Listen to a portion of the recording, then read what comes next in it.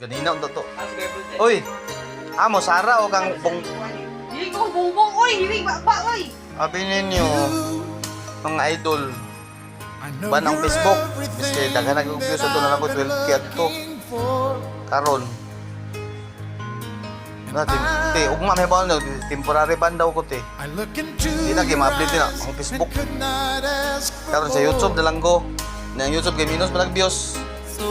Kaya ang mga kasagara ako.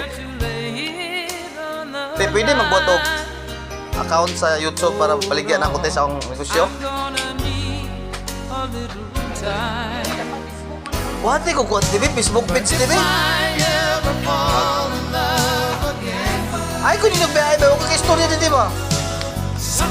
Alay ko! Hindi siya mga busa idol lang senaryo. Relax ata. Tingnan. Taban naman tas Facebook. Wala na tayo Facebook, mga boss. Wala na tayo Facebook. Di na tayo maka... Mang, 25 ang atsara, Mang! Mang! Mang! 25 atsara. Oh, na lang. Dili na ta maka kuan mga boss idol, dili na ta maka post sa Facebook kay ila pang gikuan kay nag-violation daw ta. Kita kan nag one day nag-report ko sa ila, ako nagreklamo kana mo akong tuyo pero ila pang taga one day na sad nga ilang tanawon okay ba? Pwede ba ibalik ang Facebook? Pwede ba iwala tong ban?